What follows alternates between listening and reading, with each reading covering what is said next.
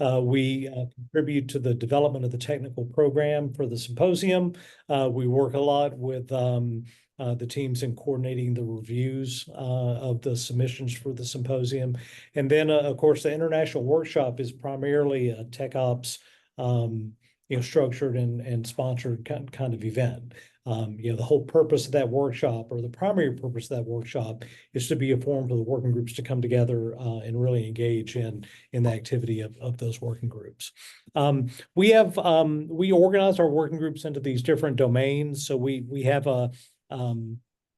in my mind, they're sort of arbitrarily named, right? They're analytic enablers that tend to be associated with some of the core concepts, foundational concepts of systems engineering. There are process enablers that are associated with some of the activities that are involved in systems engineering work. And there's transformational enablers, which are in sort of new areas like agile and safety and things like that are intended to be in areas where we feel like we need to begin to do something different in the practice of our work. And then there are application domains that really cut across all three of those areas, but are focused on applying those ideas in one application area or another, like space or defense or critical infrastructure, things like that. The next slide is a list of those working groups. I'm not going to go through these in any kind of detail, but I did want you guys to have it in one place where you can look at really the wide range of topics that are covered. We're kind of in the process now of both reviewing the structure to see if these domains really make the most sense, but also trying to understand, well, are there important areas in the systems engineering discipline that are of interest to the community, but that we don't, maybe we haven't quite yet organized a working group around that. So, our approach to working group formation has tended to be, kind of largely bottom up. If there's a critical mass of people that are interested and engaged in a topic that's related to this discipline, we want to give them a mechanism for working on those things. But I think that we also want to be able to kind of look at it as, as INCOSE's role as stewards of the systems engineering profession and discipline, to sort of think and make sure that we're talking about the right things across that body of work. One quick question, not really a question, but maybe just a share, and I can send you the slide perhaps. But 2 years ago, I went to the IISE conference, and when I came back, I then as an outbrief to my department was, hey, you guys paid for the trip, or at least part of it. Here's what I learned. And one of the things that I did was I did a comparison and a look-see of the way INCOSE does things and the way IISE does things. Very different in the way, of course, of chapters and student membership and things like that. But the other thing I looked at was the working group sort of structure. Excellent. So I can send you that perhaps. That would be really useful. Think about is there's sort of a sister organization, but you actually nailed it on the head. I spoke to somebody who had a keen interest. They said they tried starting a working group at INCOSE on their special topic that turned out to be more academic, which they tend to be a more academic organization.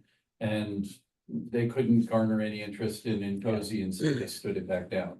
So that's good to know, right? That's good. That's good input. I was at the CSUN conference earlier today. Mike Watson, who's the president-elect of INCOSE, and I were on a panel. One of the things we sort of talked about after the meeting was, sort of really trying to understand the relationship between sort of the academic systems engineering community and the industrial systems engineering community, where the disconnects, sort of where are opportunities to sort of foster the kind of dialogue between those communities that we need.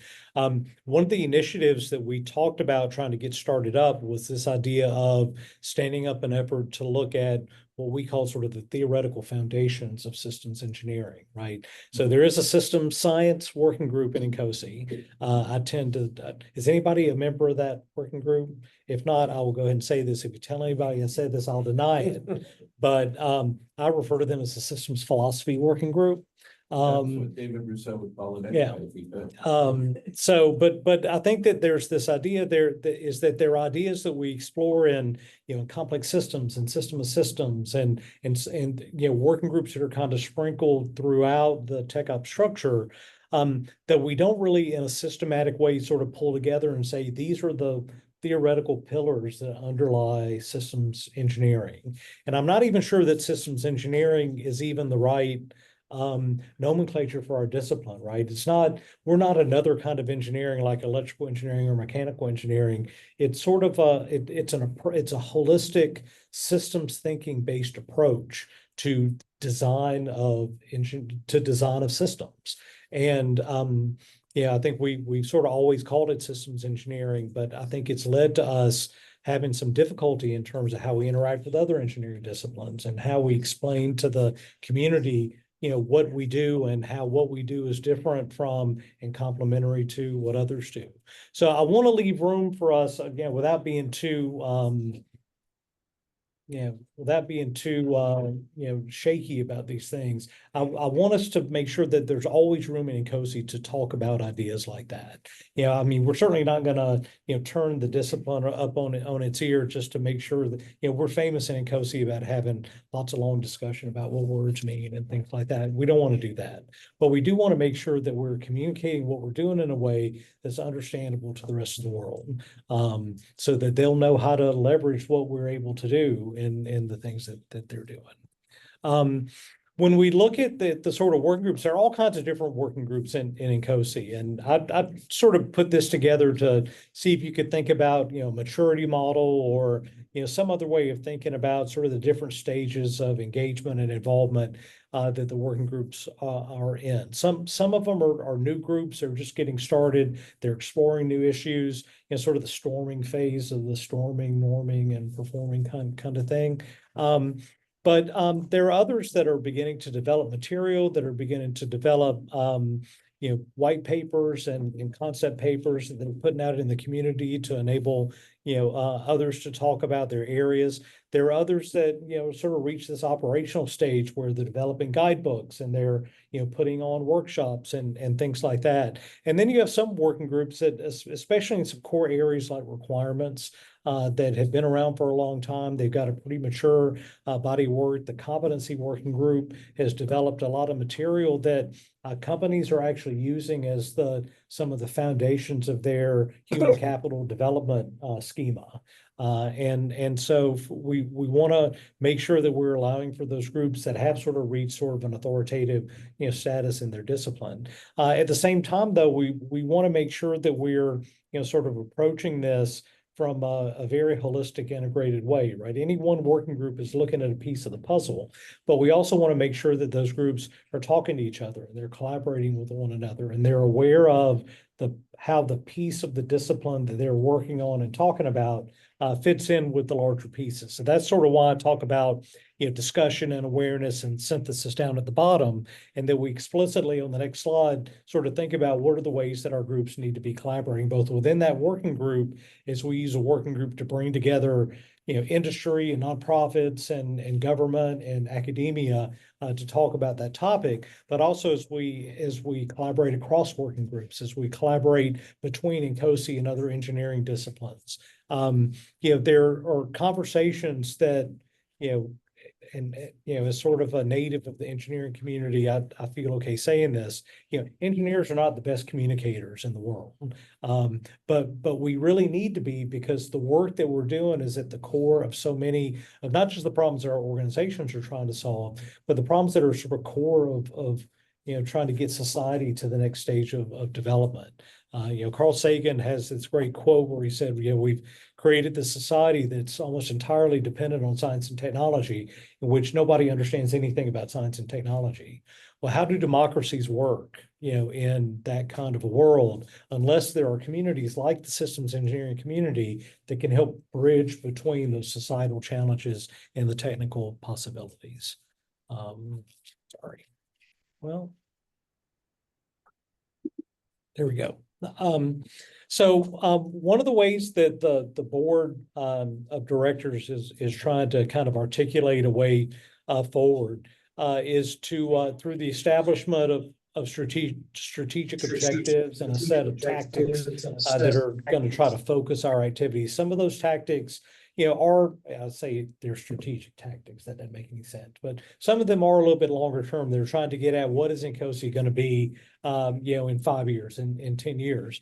Others are, trying to say, well, what is it going to take? What do we need to do to transform INCOSE from sort of a volunteer, deliberative, society into one that is actually a professional organization and community that provides services to members like professional associations do, right? And so, through these tactics where we talk about advanced systems engineering, with INCOSE as the world's trusted authority on systems engineering, expand the systems engineering community while growing INCOSE, foster professional development and systems engineering competencies, and achieve operational excellence. Almost all of those are some combination of outward-facing kind of goals as well as inward-facing, getting our organization right kind of goals. And those things get reflected in some of the ways that the tactics get articulated. So for those of you following along on slide 8.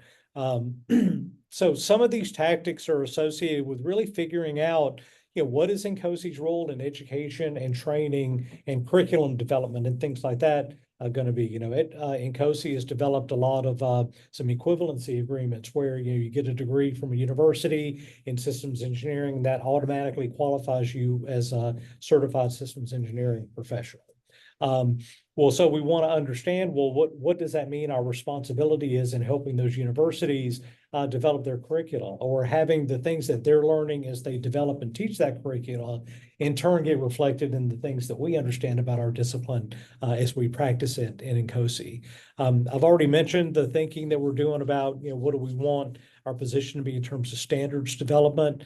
We talked a little bit about the survey and really the idea of getting a solid picture of what INCOSE members' needs and desires are, including ways to measure that, right? So we can track our progress and track how we're doing. We want to get in a habit of building better member engagement programs. So when a new member joins INCOSE, through a chapter or through the main organization, when a new when somebody gets newly certified, does INCOSE have mechanisms that sort of help them understand, well, what does that mean? And how does this enable you to engage with the broader community, maybe in a way that's different than you could before you joined or before you got certified? We want to really create a lot of value that way. There are some materials that I think we need to build to help us all communicate to our sponsors, to our companies, sort of what systems engineering is, what its value is, what its role in different kinds of enterprises is. And a lot of times the people that we're trying to communicate that to, they're not just not systems engineers, but maybe they're not engineers at all. Maybe they're corporate executives that, see this line item for systems engineering and go, well, geez, that's an awfully expensive thing for guys that aren't writing code or welding circuit boards. Soldering circuit boards. So sorry about that. I guess maybe a systems engineer might weld a circuit board, right? Yeah. Yeah, there you go. So anyway, so we're doing a lot of things like that. We're also working on trying to build up some of the infrastructure that INCOSE makes available for you guys. So our IT infrastructure. I think you've seen, we have Teams accounts and Teams channels that we're standing up for working groups. And I don't know if chapters have been availed of those capabilities yet or not. We're transforming the Viva Engage platform into something that's going to be a lot more useful, I think, for you guys as a mechanism for engagement and collaboration. We're trying to develop programs like the Leadership Institute for developing, both INCOSE leaders and systems engineering leaders.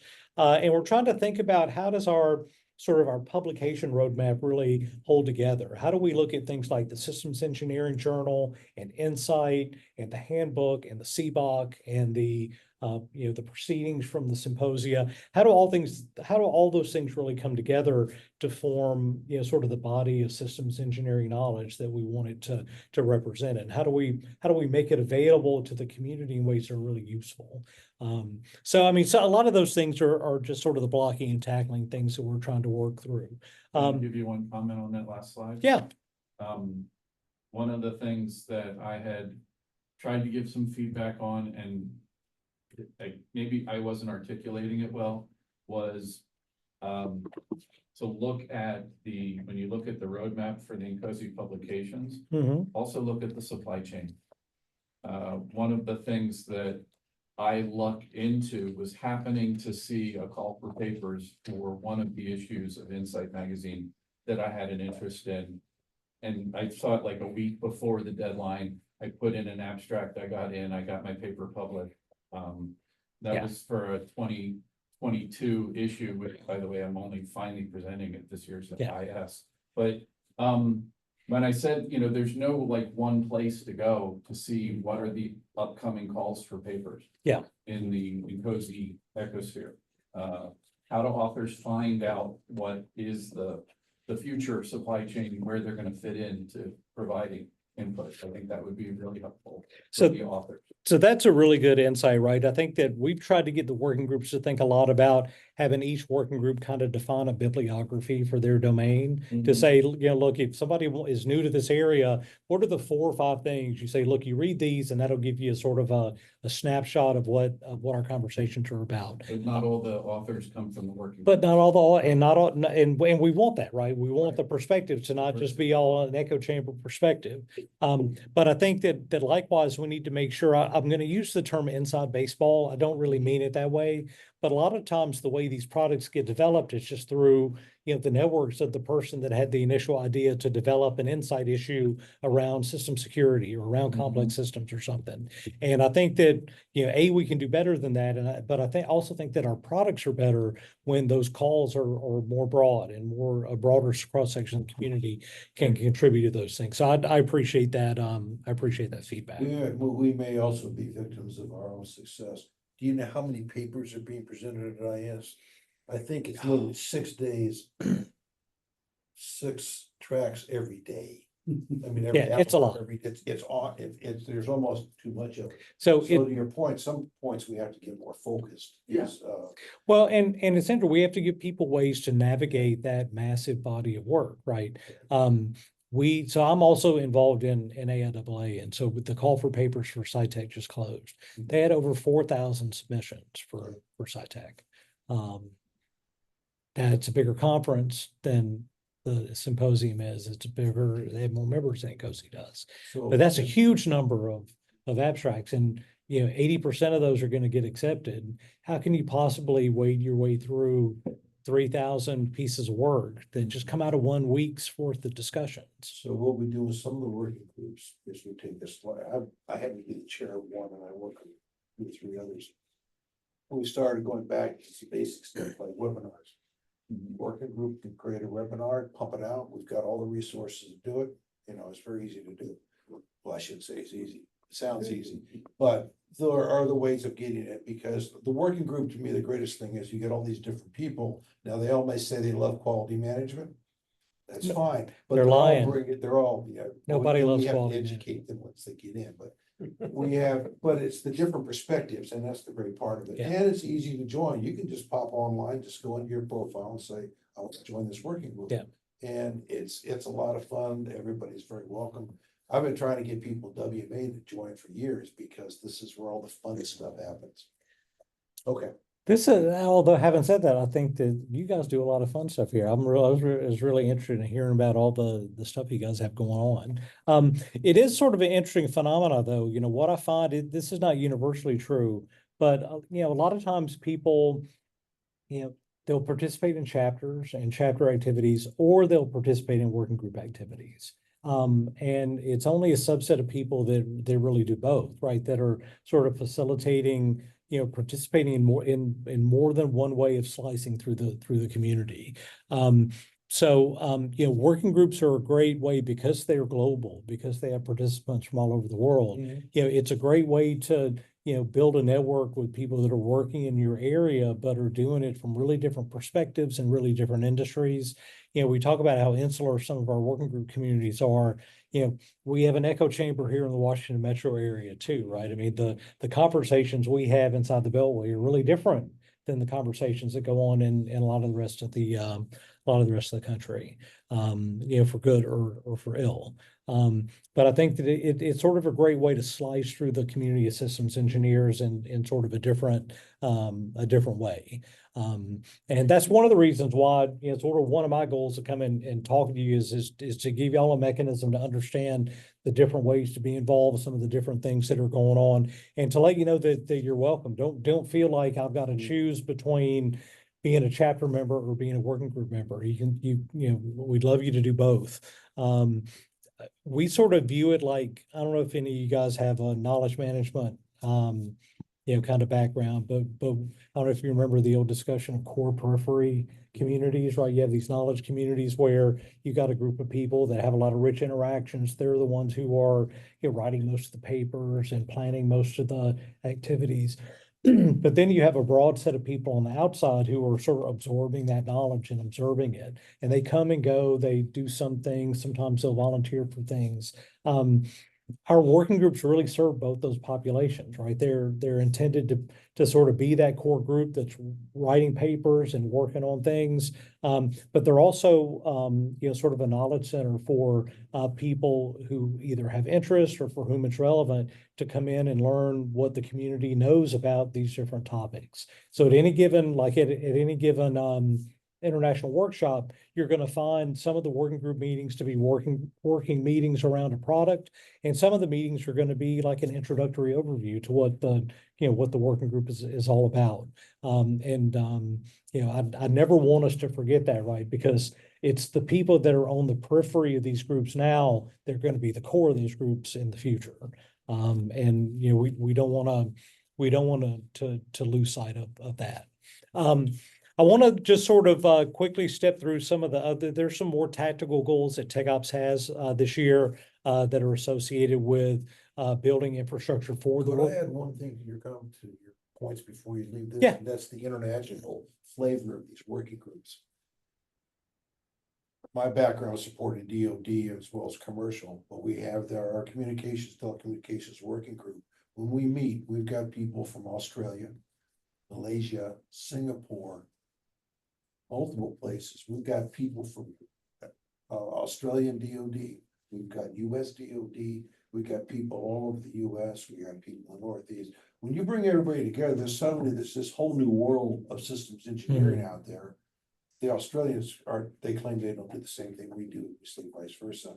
But it is interesting, and that's the greatest thing about the working groups. All that I belong to, we get this international flavor, and we get to see what other people are doing, how they're dealing with it, and what their issues are that they deal with. So I wanted to mention that because it's important. It's important. Yeah, of course. You mind if I add on to it Sure. too? Is it's also valuable. I come from the three-letter agency environment also, and I understand that sometimes there's a concern of what am I even allowed to say about my work? Yeah. And you got to keep it locked down, right? Like if you're doing INCOSE stuff, this is a global audience. You are not allowed to talk about that stuff. Right. That needs to be kept within your office. And that forces you to use your systems engineering muscles and go, oh, what's the generic term for this? I need to not use my acronym. I need to use like the official, like you're talking about the knowledge management, that kind of stuff. And that stretches a useful muscle for you. Yeah, I agree. And it can be challenging, right? Because I think that we're used to being exposed, especially in this area, to some pretty unique problem environments. But we all did our CUI training. We all did our ITAR training. So we actually I actually probably use it more than anybody else at APL just because of these engagements. I won't go through this TechOps list except to say that we're really working to try to build more build more resources for the working group community to interact with each other, to publish their work. We talked about the technical processes and products. I think that we have I think like most organizations, it takes us too long to get something from a draft product to something that we can actually publish on the website. We're working on that. We want to try to streamline that and improve the pace of getting our technical products out there and available. We're also trying to work to help align what the working groups are doing to sort of more strategic views of what INCOSE systems engineering vision is. Right. I mean, we want to make sure that the working groups aren't just, sort of the personal sounding boards for, the chair to work on some pet project. We want to make sure that the working groups are really, they're having conversations that sort of drive us toward, whether it's system engineering vision 2035 or some other view of what we see the future of this discipline being. We want to make sure that we're aligned with that big picture in mind. And then we're also trying to be a lot more active in terms of shaping the technical program for the symposium, right? I think if you looked at the submissions this year, something like 40% of the submissions for the IS were MBSE papers. And I'll grant you MBSE is an important topic these days, but there are other important topics as well. And so because we have such a diversity of working groups, we want to make sure that we're working with those groups to say, look, contribute your content to the symposium, because that's where a lot of these conversations begin to take traction in the broader community, outside of our organization. I won't go through this here because since I can't put it up on the screen, it's going to be hard to follow. But we do have an INET page that has some resources I just wanted to make sure you guys were aware of. There's a systems engineering laboratory that has links to excuse me, tools and limited licenses for things. It's an opportunity for vendors to sort of put up some of their capabilities and give INCOSE members a chance to kind of play with them without having to go out and buy them, right? So you can get a limited license to do some stuff in Cameo and things like that without having to go and pay, buy a $5,000, I don't know how much Cameo costs, buy a license for that. It's also kind of something I enjoy looking at from time to time to just see what sort of new stuff is out there. People will like build digital engineering models or models in SysML for certain kinds of things and put them out in the laboratory for people to pull down and play with and tweak and that kind of thing. We're also exploring standing up a space on GitHub to put similar kinds of things, to put software and tools and models there as well that can be more broadly accessible to members. There's a page on the INET page that is a mentoring service where you can either sign up to be a mentor or you can sign up and say, well, look, I'd really be interested in partnering with somebody, who works in this area that can help me, improve my, skills or work on this thing or understand this other new domain. I think that's an important role for organizations like INCOSE, is to help connect junior professionals with senior professionals and to help grow that next generation of technical leaders. And then, of course, there are links to the journal and Insight magazines and things like that there. So in the slide deck, if you wouldn't mind sending out the slides to the chapter, there's a link there. I encourage you to just spend a few minutes sort of exploring that and bookmarking it and see what you can see there.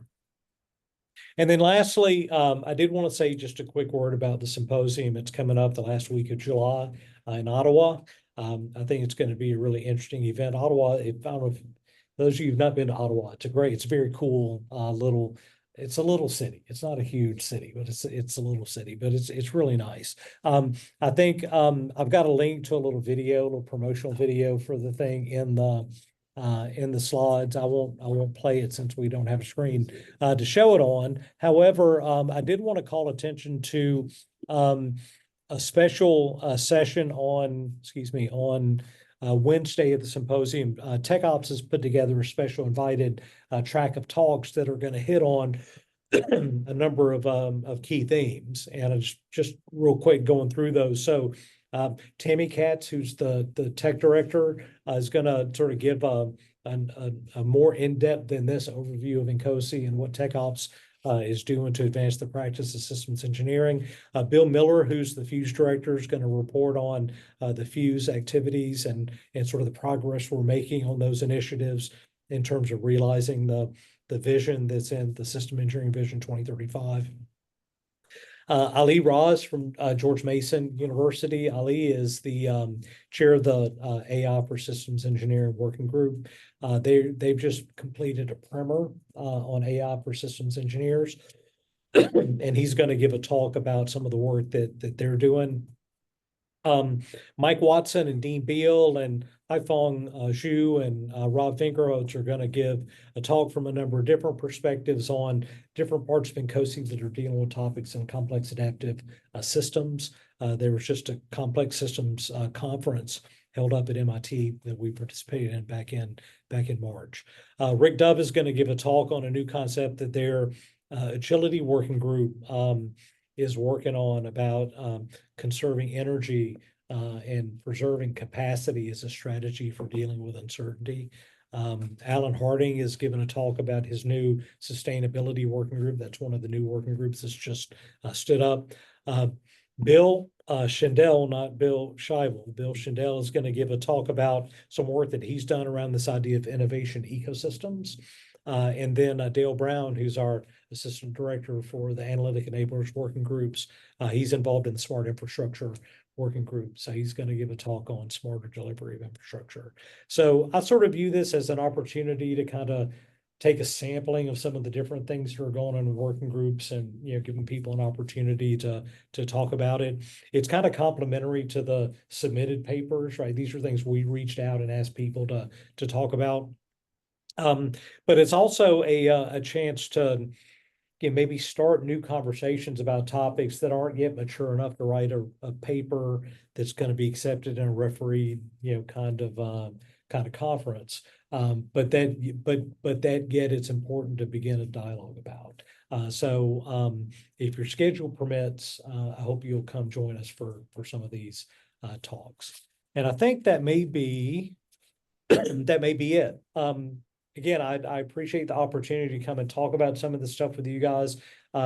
Especially given some of the exciting things that y'all are engaged with here on a sort of week-to-week basis. I'd love for you guys to get involved in some of the stuff that INCOSE is doing. And what's more is I'd love to sort of hear from your chapter perspective, what are the ways that tech ops can do better at supporting and enabling the kinds of things that you guys are doing, right? How can we be more useful to your members? How can we make our stuff more available to, your organizations and your sponsors and the problems that you guys are trying to solve?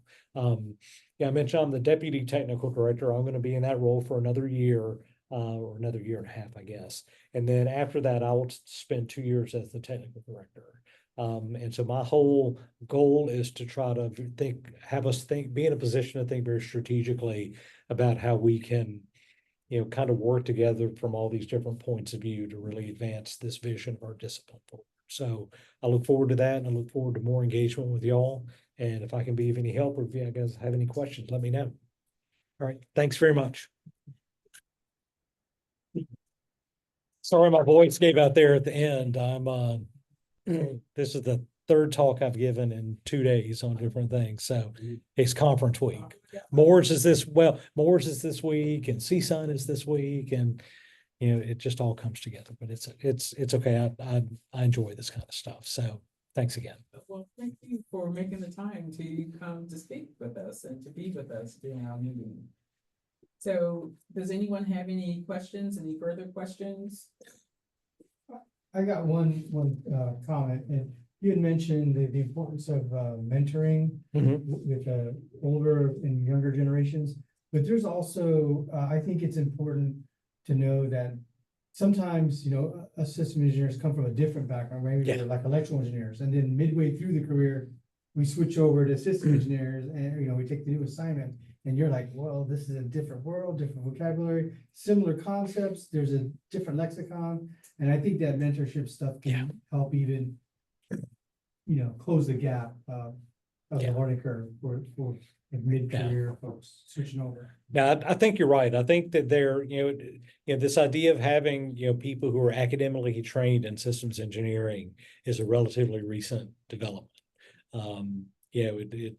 It used to be that you started out as another kind of engineer, and at some point, you became a manager, you became an integrator, and your bag became a systems engineering bag. But I think that now that we have sort of more formal, methods and lexicons and tools, I think it's useful to, it may even be it's the young people that are, sort of training us on what the new methods are and what the new techniques are. I don't know if any of you guys have engaged much with Georgia Tech. There's an aerospace systems design laboratory in the School of Aerospace Engineering at Georgia Tech. Jimmie McEver is the director.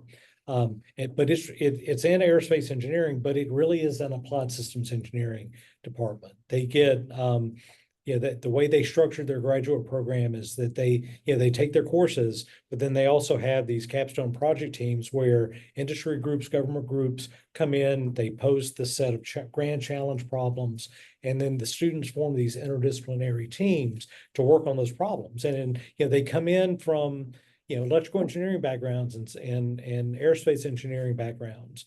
But in order to do the work, they have to learn what model-based systems engineering is. They have to learn what the tools of the trade are. And it's just shocking to me how these students can come in cold and so rapidly develop an ability to do really sophisticated things with our tools, with the tools of our trade. And and so what it sort of highlights to me is that the secret sauce of our community is not, it's not the modeling languages, it's not the tools, it's the systems thinking, it's the way that we think about the world and the lens that we view the world through. That's what's systematic about systems engineering. And that's where I think that we need to sort of figure out ways to translate whether that experience comes from formal education and whether it comes from sort of a lifetime of work in it. There's a lot that we can learn from each other just from that perspective. So I mean, if that's not what INCOSE is about, I don't really know what we're doing here. So I mean, I don't know how to do it. I hope that you guys will help us do it better, and I hope that we can help y'all do it better. So let's have more conversations like this. Because I just went from my experience, what even piqued my curiosity was I transitioned from one position to a new position. We're working on a project currently, and I started out testing and training, and I'm still doing it. I'm an IT functional analyst by title now, but I do have an accounting background. Of course, I work for the comptroller, but when I was looking for what I was going to do my master's in, and I had already been doing the work at my job, unbeknownst to me. Yeah. And I also was watching the project managers on this program do bad jobs. and it like, once I started taking the courses, I was like, oh my God, like this is the missing piece to my puzzle. Like I've been looking for something to help me, because I have an analytical mind, period. Like that's how I became an accountant. It's always been a natural thing for me. But the system engineering part, it really opened my mind to like how much I can do with what I already know and with learning this. So I'm super excited about it. And I think the people on my job feel threatened, the managers, because I can see how, because we're implementing a system. So it is interesting to me, and we do have a contractor, outside contractor that brought the product, and they have the developers. They are the ones creating the code and things of that nature. But from our side, like I'm testing what they're putting out to us. I'm training the people at my agency and things of that nature. So I'm looking, well, we'll see what happens in a couple of years. But from a systems engineering perspective, like I'm super excited about like what I'm learning, how I can implement it, and not just for my job. It made me think of like how I can use this in the world, in my life. Like I can organize the things that I was already doing in my head. Yeah. Like the breaking down, the decompositioning, the analyzing, The like. vacation planning, the car. Yes, yes. Yeah. I feel like Well- a mad scientist now, like. So there's a working group on systems engineering and lawmaking. One of the keynotes at the symposium a few years ago, I think, was the president of the University of Southern California, that talked about how for her systems engineering was a lens to look at policymaking and at organizational leadership.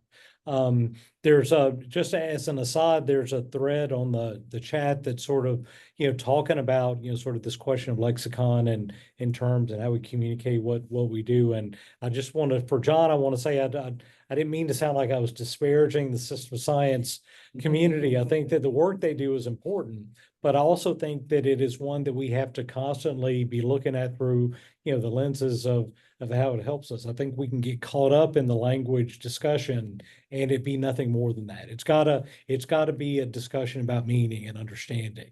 And there's a comment about, we should always be mapping what we're doing, whether it's in our working groups and our process or whatever it is, to sort of references like 15288 and the system engineering handbook and the vision and things like that.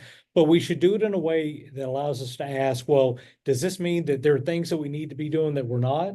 Or that we need to be doing differently? Or does this mean that we need to think about the standard differently? Is this telling us something that we didn't recognize when we were formulating this part of the discipline?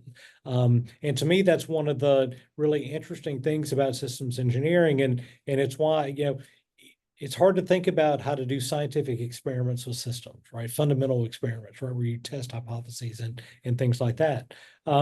But because it is such a useful framework, it's a good basis for allowing us to, sort of expand and grow and evolve the way we think about this stuff. I mentioned at the CSUN meeting this morning, Scott Case, who's a faculty member at the University of Michigan, teaches this class called Model-Based Thinking, in which what he does is just over the course of the 10 weeks of the class, he teaches a different type of model every week. And it's not just a random model, but it's like how combinatorics models came from people thinking about, picking balls out of urns and things like that. And others were about like, how do you predict whether a standing ovation is going to spontaneously erupt in an audience, and how agent-based models are good for that. And basically he's saying that it's not that any one of these models is right or best, but it's that there are different lenses through which to look at the problems that you're dealing with. And the more models you've got in your toolkit, the more likely it is you're going to have one that's appropriate for that nature of the one that you're looking at. I kind of think that systems approaches are sort of the same thing, right? There's more than one type of systems problem, but if we've got a good language that we can use to describe our problems in ways that mean something to other people, and a good set of tools and we knowing when to apply them. Tools is not the right word. A good set of lenses that we can use and know when to apply them. That takes us a long way, and just getting that problem out of our heads and out into a forum where we can collaborate and make progress on them.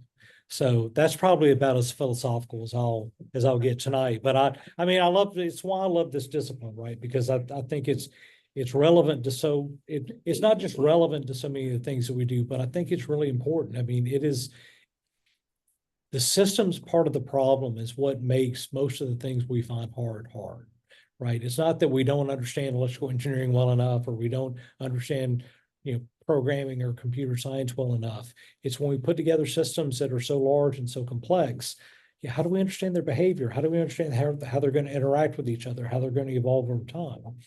And this is the discipline that lets us think about that in structured ways. I think it's a discipline that kind of glues all that together. Mhm.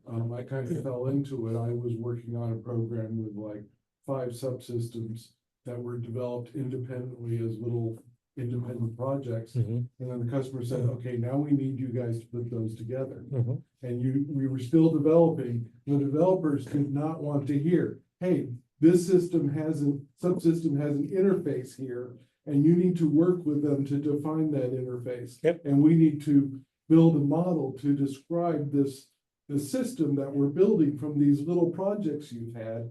And I just somehow got in charge of building those processes and getting all that defined, and it's been a learning experience. Yep.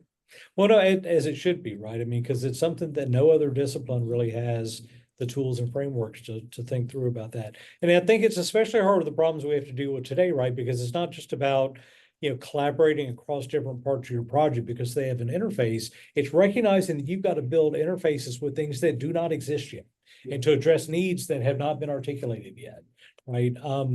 Those are things we're actively designing for. And INCOSE has groups looking at agility and complexity and emergence and things like that. That stuff's not in the handbook yet. That stuff's probably not reflected on the certification exams yet. But we've got places where we're trying to talk about that and get to a place where, we can ensure that our community has, sort of the language to describe it and tools to think about it. So. This has been a wonderful discussion. We look forward to having more of these. But I didn't want to close out the meeting without having a few words from Courtney Wright, our INCOSE Business Development Representative at the table. Right, thank you so much. I'm gonna echo a little bit of what Jimmie said about interest in, like, hey, if you have ideas, bring them back to us. From my perspective, my role is to connect businesses, which means universities, industry and government organizations to INCOSE. So to make those connections, I want to know what's working, what's appealing, what's not appealing, what's not going to work. And then even if, in industry in particular, that I've spent the last couple of days for academia, if there's something that you feel like would make your work better from a systems engineering perspective, even if you don't think INCOSE is the solution to it, give me a chance. Let me talk about it. Not that I'm gonna try to sell you something, but I'm gonna be like, oh, I know a guy, right? I've worked for INCOSE for 12 years now. I know a lot of folks, right? So whether it's the chapter folks, the working group folks, the international folks, just a lot of systems engineering connections. And I want by offering those to others. Send me a LinkedIn request and send me a note saying it was nice meeting you at the WMA chapter meeting. I say this just as a pro tip for all networking interactions. That's what everyone should do. Every time you meet someone, send them a connection and say it was nice meeting you at X. You don't have to talk. But then 5 years from now, when you have a reason to talk to them, it tells you how you met them and it gives you something to reply to. So, sorry, that's also kind of just who I am. That's correct. Very good. All right, so we are due to meet over at Wildfire so we can celebrate our ESEP certified members. And so we're going to close out here. I think we touched on the things I had on the last slide, which is the INCOSE Symposium that's coming up in July 26th through the 31st, if I remember correctly, in Ottawa, Canada. So if you didn't already have it on your list, please consider joining. It's always a wealth of information, and everybody seems so nice and so open and engaging, and information is free flowing. So I encourage you to consider joining IS and being a participant in person if possible. If not, the virtual option is there. And of course, we have the event coming up in June that Kathleen Flynn has already mentioned. Is always a good time. And so if you have any questions, you want to reach out to any of us, there's probably some chatting that's been going on in the chat for this meeting. Feel free to introduce yourself if you haven't already done so. And we look forward to seeing you at the next meeting. All right. Thank you so much. Thank you. That's a great. It's so nice, and I thought about it. It's so nice for them to be. It's a boy.